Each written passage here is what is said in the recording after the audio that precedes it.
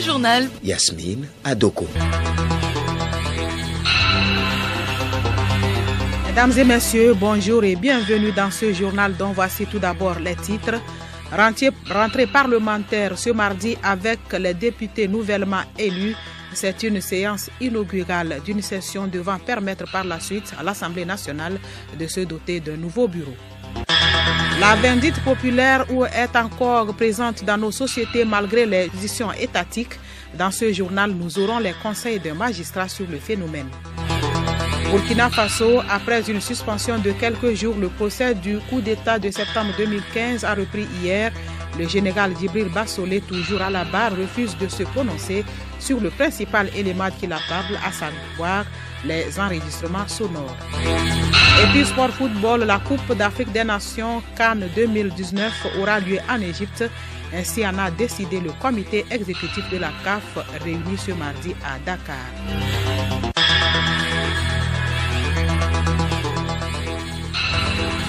radiolomé.tg.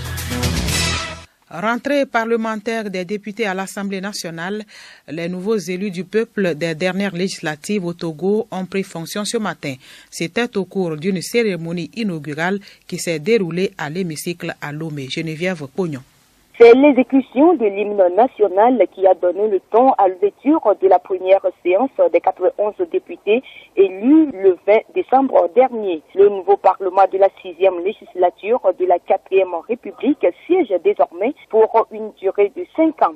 Plusieurs défis attendent cette nouvelle législature, notamment la réforme constitutionnelle et institutionnelle, l'élaboration et l'adoption des lois pour l'ancrage de la démocratie au Togo. La séance est suspendue jusqu'à lundi prochain du siège de l'Assemblée nationale. Geneviève Pognon pour Radio Lomé. Plus de détails dans nos prochaines éditions. Nul n'a le droit de se faire justice soi-même, mais de nos jours, certains veulent rompre avec cette assertion en se rendant eux-mêmes justice. D'où la vindicte populaire observée dans nos sociétés. Que faire pour éviter ce phénomène? La réponse dans ce magazine de Bénédicte Clou présenté par Abidé Nyasingbe. La vindicte populaire est définie comme la punition d'un crime par le peuple et non par voie légale. Le phénomène devient de plus en plus le mot de règlement des conflits dans nos communautés. Meneurs et complices sont le plus souvent emportés par la force de la foule.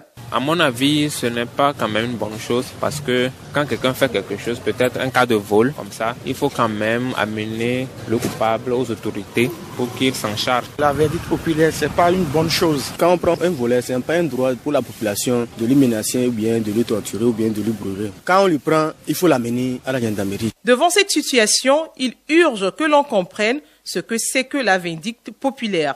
Olivier Banizi, magistrat. La vindicte populaire consiste pour une foule à soumettre une personne soupçonnée d'être auteur d'un comportement contraire à la loi ou aux bonnes mœurs à une sanction arbitrairement choisie et consistant généralement en un lynchage physique après un jugement expéditif et passionné. Donc en l'espace de quelques minutes, une personne est jugée, condamnée et exécutée à la peine capitale. Les causes sont principalement de deux ordres. La première, c'est le désir de vengeance. La vindicte populaire a pour cause la défiance de la population à l'égard de l'autorité judiciaire. Il s'agit de défier l'autorité judiciaire. Les gens préfèrent se rendre justice eux-mêmes.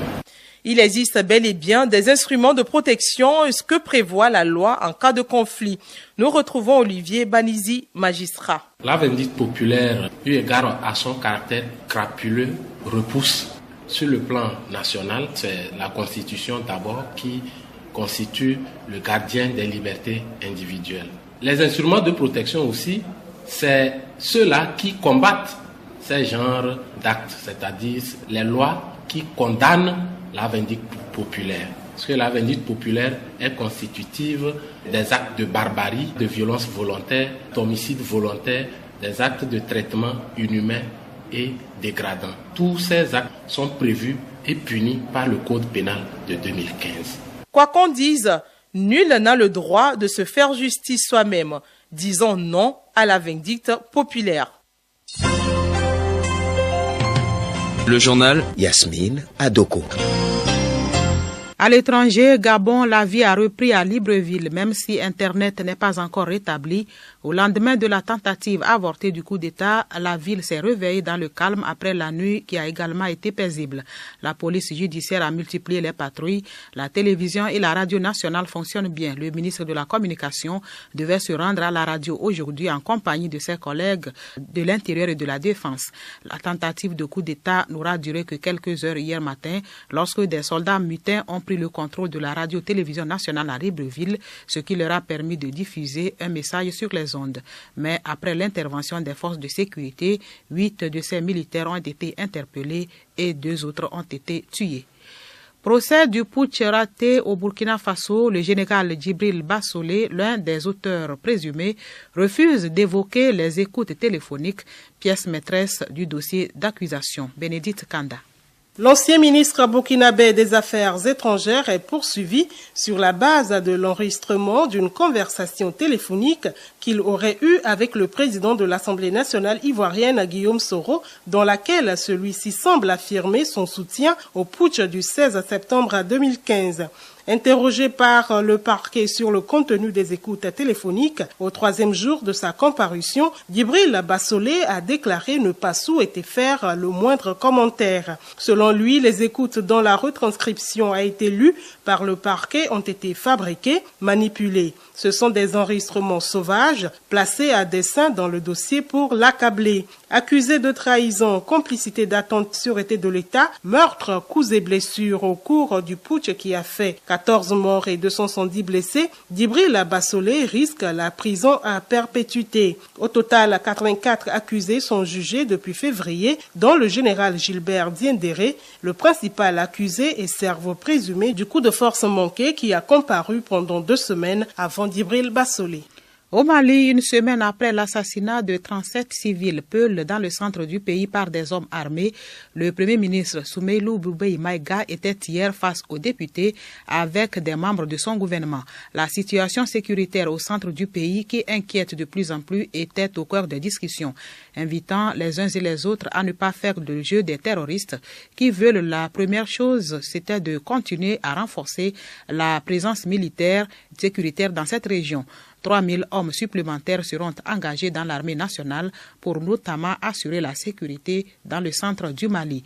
Par ailleurs, les opérations antiterroristes sont en cours depuis samedi vers Boni, dans le centre du pays. Cette région qui abrite des montagnes et une forêt entourée de dunes, ce qui sert de refuge aux groupes terroristes.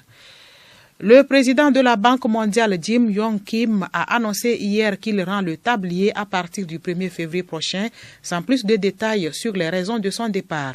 La démission intervient alors que son mandat doit s'achever fin 2022. Il sera remplacé à partir du 1er février par Kristalina Georgieva, l'actuelle directrice générale de la Banque mondiale, qui assumera sa succession à titre intérimaire. Et puis, le dirigeant nord-coréen Kim Jong-un est en visite officielle à Pékin où il doit rencontrer le président chinois Xi Jinping. Kim Jong-un était parti hier de Pyongyang à bord d'un train spécial et est arrivé ce mardi en fin de matinée en gare de Pékin. Le dossier des programmes nucléaires et balistiques de la Corée du Nord sera au centre de ce 4e séjour, la Chine étant le principal soutien diplomatique et commercial du régime de Pyongyang. Le leader nord-coréen pourrait chercher à coordonner sa stratégie avec le président chinois en vue d'une nouvelle rencontre envisagée avec le président américain Donald Trump.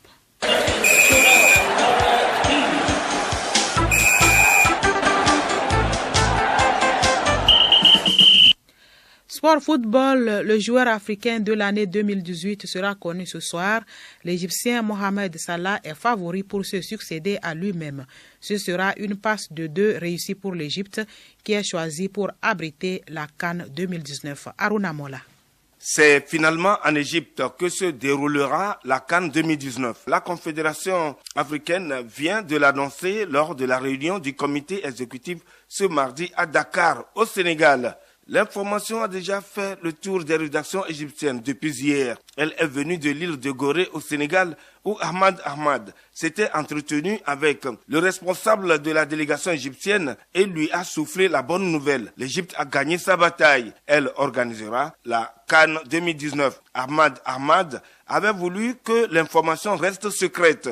Mais elle a vite fait le tour des rédactions et c'est normalement ce qui a poussé la CAF à précipiter l'annonce et l'avancée de 24 heures. Seul pays en lice face à l'Égypte pour recevoir la Coupe d'Afrique des Nations, l'Afrique du Sud a offert toutes les garanties logistiques au bon déroulement du tournoi.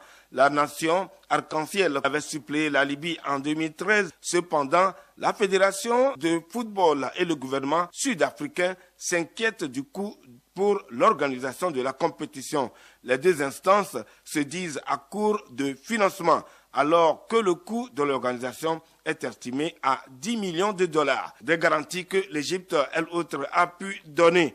Le joueur africain de l'année 2018 sera également connu ce mardi soir. Déjà sacré lors de l'édition précédente, l'attaquant égyptien de Liverpool, Mohamed Salah, fait figure de favori devant ses concurrents sénégalais Sadio Mané et gabonais Pierre-Emerick Aubameyang. Ces statistiques impressionnantes, la saison dernière, plaident en sa faveur. Avec Liverpool, Salah a inscrit 44 buts. Toutes compétitions confondues en 2017-2018 et terminé en tête du classement des buteurs du championnat d'Angleterre avec 32 réalisations.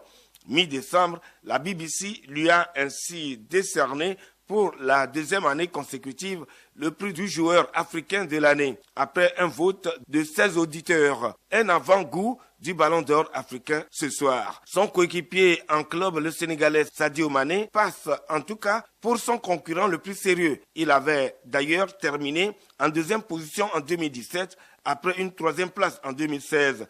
Quant au Gabonais d'Arsenal, Pierre-Emerick Aubameyang, il pointe cette saison en tête du classement des buteurs avec 14 réalisations. Qui de ces trois sera détenteur du trophée de meilleur joueur du continent de l'année 2018? On attend pour voir.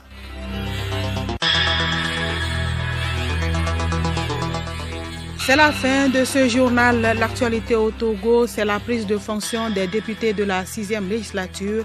Et puis en Afrique, le choix de l'Égypte pour accueillir la CAN 2019. Merci d'avoir suivi le journal.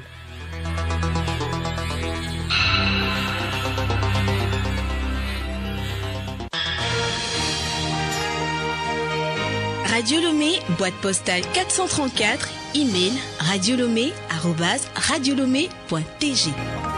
radiolomé.tg